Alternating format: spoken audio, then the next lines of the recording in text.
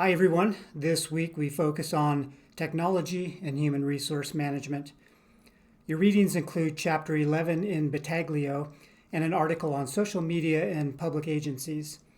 Remember that our discussion this week will take place in Moodle. The Battaglio chapter covers HR information systems. I'll preview that material briefly, but I'll focus most of this presentation on the technology-related competencies I think you'll need as a public administrator.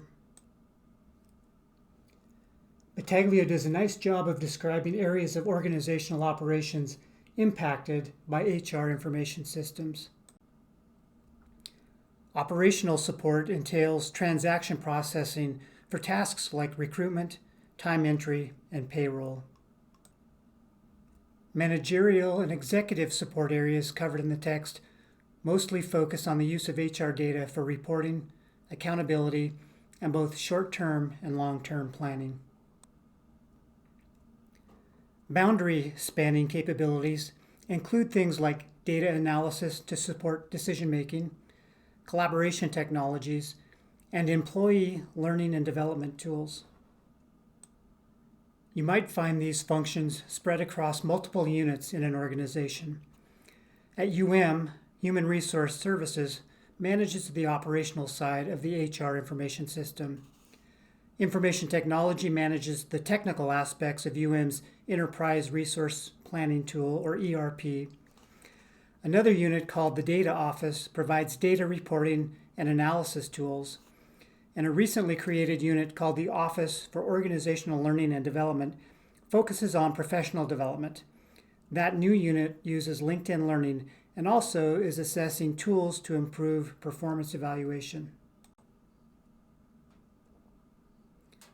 Leaders in public organizations face the daunting challenge of keeping up with the pace of change and applying technology solutions effectively. Here are areas where I see a need for understanding and expertise by public administrators. You'll need knowledge of legal and policy issues surrounding technology.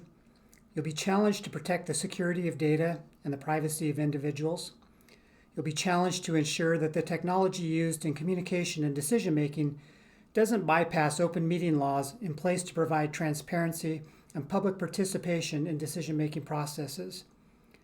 Electronic communication in all of its forms, email, texts, chats, and social media, present potential legal and policy landmines. And while electronic communication provides remarkable opportunities, we are challenged to make sure that all of our technology is accessible to people with a variety of disabilities. It's critical to have a basic understanding of the components of technology systems. You don't need to be a programmer or a systems administrator or a network technician, but you will likely converse with people in these roles to design solutions and solve problems. Technology challenges us to think differently. My experience at tells me that organizational leaders struggle to see all of the connections and implications of the many technology solutions we deploy. Managers often make technology decisions that benefit their unit, but fail to take into account how those decisions impact other areas of the organization. Making technology decisions in silos creates a lot of potential problems. Systems that don't talk to each other, data that's hard to integrate, security risks, and inefficient spending, to name a few. Well-designed processes and user experiences are important. Steve Jobs reminded us that design isn't about how something looks, but how it works. At that is an underappreciated value and skill set. Technology should improve customer service and employee efficiency. That requires a design mentality that starts with deep understanding of users' knowledge, needs, and abilities. As we outsource more and more of our technology solutions, it's important to understand how to effectively evaluate, procure, and implement those new technologies. There's an exercise at the end of the Battaglio chapter that asks you to determine personnel needs to build a technology application. The reality is that most applications are not built in-house, but purchased from or contracted out to a vendor.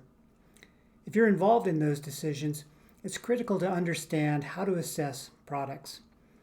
You might need to assess whether the product can integrate with other technologies already used by your organization.